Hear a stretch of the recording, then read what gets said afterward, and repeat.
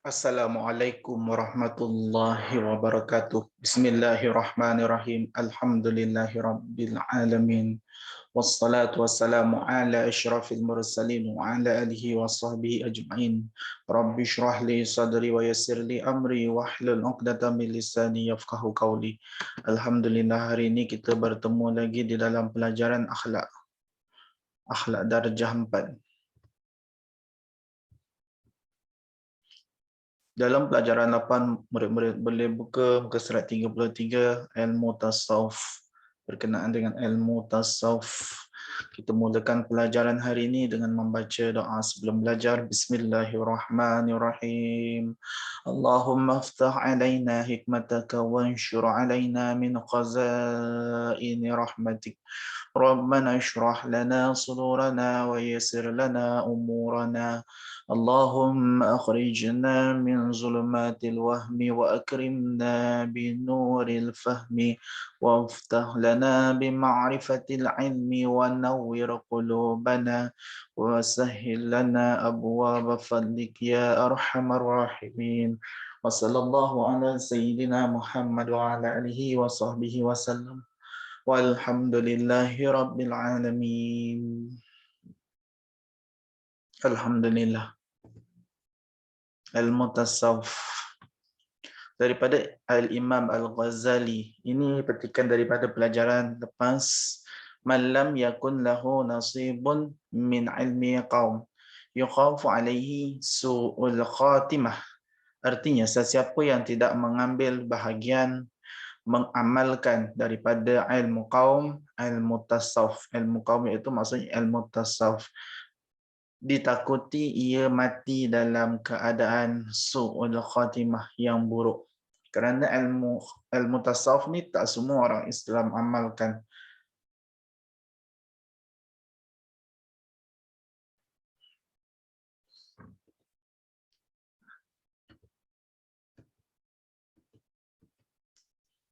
Hukum belajar ilmu tasawuf.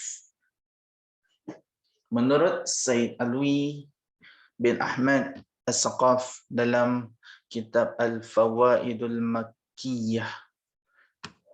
Ini nama kitab.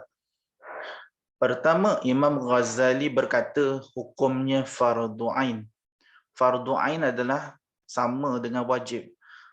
Maksud fardu ni adalah satu kewajipan. Wajib maksudnya. Fardu ain maksudnya wajib ke atas. Ain ni setiap orang Islam. Fardu ain wajib ke atas setiap orang Islam. Yang kedua, daripada Imam An-Nawawi berkata hukumnya wajib. Wajib belajar ilmu tasawuf. Belajar jika ia tidak boleh membersihkan hati. Kalau tak boleh, hatinya tak boleh bersih, dia wajib belajar ilmu tasawuf. Kalau dia dah belajar tauhid, ibadah, hatinya masih lagi tak bersih, ada lagi rasa riak, takbur, bangga diri, ujub, sentiasa melakukan perkara dosa dan maksiat, wajib dia belajar ilmu tasawuf untuk membersihkan hati dan penyakit-penyakit yang diharamkan. Jangan ada lagi penyakit-penyakit yang diharamkan. Kalau ada lagi penyakit-penyakit yang diharamkan, dibuat perkara-perkara maksiat, maka dia wajib belajar ilmu tasawuf. Tidak wajib belajar, siapakah orang yang tidak wajib belajar? Siapakah orang yang tidak wajib belajar? Jika Allah kurniakan hatinya selamat. Hatinya selamat daripada perkara-perkara yang melakukan dosa, dosa besar, dosa kecil, perkara maksiat, ujub, takbur pada diri dia, bongkak, sombong, semua itu perkara-perkara dosa. Dan daripada penyakit yang diharamkan. Dia selamat daripada penyakit yang diharamkan. Hatinya selamat daripada penyakit yang diharamkan. Perkara yang diharamkan adalah perkara-perkara yang membawa kepada dosa. Sebagai info, siapakah Imam Ghazali? Siapakah Imam Nawawi? Siapakah Sayyid Alwi bin Ahmad As-Saqaf? Imam Al-Ghazali ialah namanya Abu Hamid Muhammad Al-Ghazali Al-Tausi, meninggal dunia pada tahun 505 Hijrah. Beliau adalah seorang tokoh ilmu tasawuf.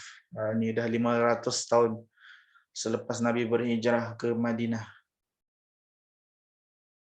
Yang kedua, Imam An-Nawawi ialah Abu Zakaria Yahya bin Sharaf An-Nawawi. Meninggal dunia pada 676 Hijriah. Beliau adalah seorang tokoh ilmu fiqh dan hadis. Okey. Dia selain ahli sufi, dia adalah ilmu fiqh, ilmu tentang ibadah, muamalah, menakahat, ilmu tentang fiqh, hukum Islam dan hadis. Hadis ni adalah daripada kata-kata Nabi sallallahu alaihi wasallam, hadis Nabi sallallahu alaihi wasallam.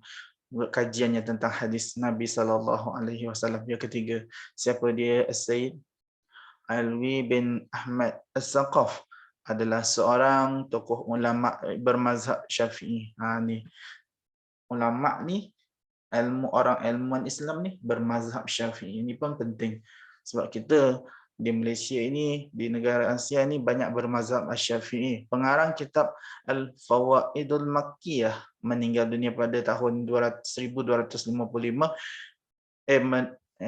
Jangka hayatnya daripada 1255 hingga 1335. Dia meninggal dunia pada 1335 Miladiah. Ini tahun-tahun Januari, Februari, Mac, April. Ini meninggal pada 1335.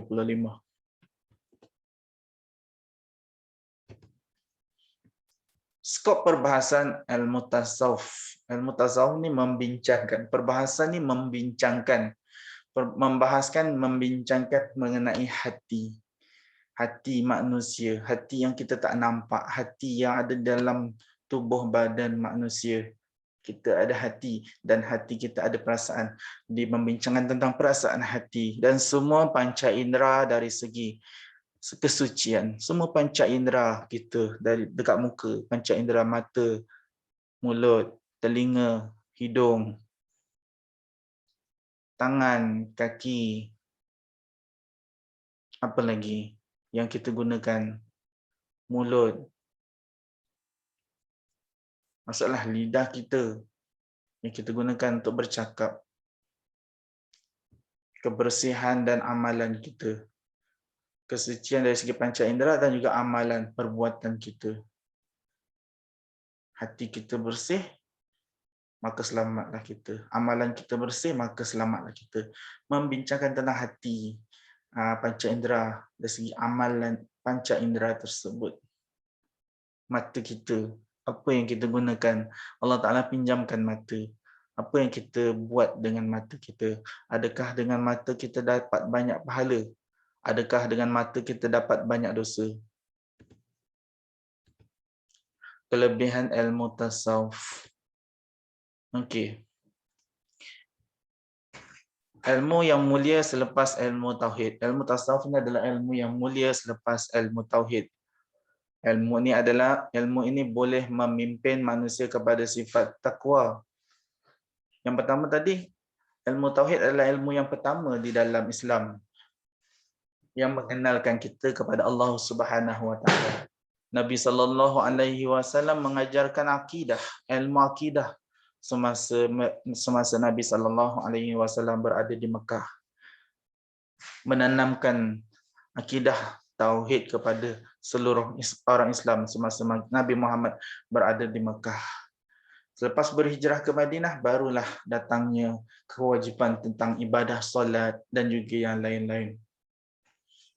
Yang kedua, ilmu yang boleh memimpin manusia kepada sifat takwa. Takwa, memimpin manusia supaya tunduk kepada perintah Allah Subhanahu wa taala dalam menyampaikan segala kebaikan di dunia dan di akhirat. Nak kejar kebaikan dunia dan akhirat, kena ada ilmu tasawuf yang boleh menyampaikan segala kebaikan. Barulah manusia tidak buat perkara-perkara dosa. Yang ketiga, Allah penuhkan dada orang yang bertakwa dengan nur. Dada orang yang bertakwa. Di dalam dada ni terletaknya hati. Dengan cahaya iman, dengan nur yang boleh mengenal Allah. Dengan Ilmu nur yang boleh manusia kenal Allah Subhanahu wa taala, mendekatkan diri.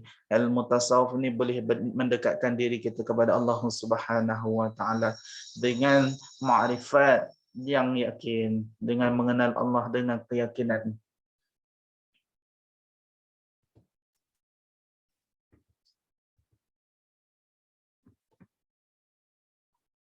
Yang keempat, kelebihan belajar ilmu tasawuf. Orang yang mengamalkan ilmu ini boleh mengetahui segala rahsia yang ajaib yang tidak dapat dicapai oleh orang-orang lain. Orang-orang yang belajar ilmu tasawuf ini hatinya sentiasa berzikir kepada Allah Subhanahu wa taala, dan Allah taala akan buka jalan-jalan bagi orang-orang yang sentiasa ingin mendekatkan diri kepada Allah Subhanahu wa taala, dapat mengenal Allah dengan lebih dekat, mencintai Allah. Tidak cinta kepada dunia, hanya cinta kepada akhirat, cinta kepada Allah. Kerana mereka menganggap cinta yang dunia ini adalah cinta yang akan musnah. Cinta kepada Allah, cinta kepada hari akhirat, yang hari akhirat nanti akan kekal selama-lamanya. Tujuan hidup mereka kepada hari akhirat. Yang kelima, orang yang bertasawuf akan berakhlak dengan sebaik-baik akhlak. Sebab matlamat hidup orang yang bertasawuf akan menuju ke syurga Allah Subhanahu wa taala. Orang yang berada di dalam syurga adalah orang-orang yang baik akhlak. Orang-orang yang bertakwa kepada Allah. Orang yang beriman kepada Allah Subhanahu wa taala. Yang keenam, ahli sufi merupakan cerminan akhlak Rasulullah sallallahu alaihi wasallam. Cerminan ni adalah patulan daripada akhlak Rasulullah. Ahli sufi patutnya kita ikut akhlak Rasulullah yang pertama. Kedua, kita ikut akhlak ahli sufi. Ahli sufi ni adalah pantulan daripada akhlak Rasulullah sallallahu alaihi wasallam. Cerminan ni adalah bayangan akhlak Rasulullah sallallahu alaihi wasallam. Tujuan mempelajari ilmu tauhid juga ada 3. At-takhalli, iaitu membersihkan diri. Tujuan pertama, membersihkan diri dari segala kelakuan dan perangai keji. Tidak lagi melakukan perkara-perkara dosa dan maksiat. Yang kedua, at-tahalli, iaitu menghiaskan diri dengan sifat-sifat dan amalan-amalan terpuji. Yang pertama tadi dah jauhkan perangai keji dan buruk. Yang kedua, kena hiaskan pula diri dengan sifat-sifat dan amalan yang terpuji. Macam juga kalau kita bersihkan rumah. Pertama, kita sapu rumah, kita bersihkan, buang segala sampah juga kekotoran. Yang kedua, kita hiaskan rumah kita dengan kapet yang cantik, cadar yang cantik, langsir cantik, kerusi, perabot yang cantik. At-tajalli, iaitu menzahirkan amalan baik dan mulia dalam kehidupan kerana mengharapkan keredaan Allah. Tunjukkan amalan-amalan yang baik. Kesannya kita dapat apabila kita dapat rumah yang cantik. Kesan pada diri kita dapat apabila akhlak kita baik, mulia, kepada orang keliling kita pun lihat kemuliaan dan kebaikan akhlak kita. Kemuliaan dan kebaikan akhlak kita mengharapkan keredaan Allah Subhanahu wa taala. Dalam kehidupan kita hanya harap redha Allah Subhanahu wa taala. Ini adalah pelajaran yang lepas juga daripada ayat Al-Quran. A'udzubillahi minasyaitonirrajim. Wa tazawwadu fa inna khairaz zadi taqwa wattaqun ya ulil albab. Surah Al-Baqarah ayat 197. Dan artinya, dan hendaklah kamu membawa bekal yang secukupnya. Nak bawa bekal menuju akhirat, takkanlah kita nak membawa bekal dosa-dosa yang banyak. Kita kena bawa bekal juga, bawa bekal pahala yang banyak. Kerana sesungguhnya sebaik-baik bekal itu ialah memelihara diri dari keaiban meminta sedekah. Perkara-perkara yang meminta sedekah, meminta-minta kepada orang lain adalah perkara-perkara yang tidak cantik dalam Islam. Jadilah orang yang pemberi sedekah, bukan jadi orang yang peminta sedekah. Bila jadi orang yang memberi sedekah adalah orang yang berkuasa, orang yang kaya, orang yang boleh melakukan amal ibadah beroleh banyak pahala berbanding orang yang minta sedekah. pahalanya pun kurang. Dan bertakwalah kepadaku, wahai orang-orang yang berakal. Allah perintahkan kita supaya bertakwa kepada Allah Subhanahu wa taala, kepada orang-orang yang berakal, bertakwalah kepada Allah. Sekian, terima kasih pelajaran kita pada hari ini. Kita baca dengan doa selepas belajar. Bismillahirrahmanirrahim. Rabbana la tuzigh qulubana ba'da idh hadaitana wa hab lana min ladunka rahmah. إنك أنت الوهاب يا فتاح يا عليم افتح قلوبنا فتح العارفين اللهم إنا نستودعك ما علمتناه فردده إلينا عند حاجتنا إليه ولا تنسناه يا رب العالمين صلى الله على سيدنا محمد وعلى آله وصحبه وسلم والحمد لله رب العالمين.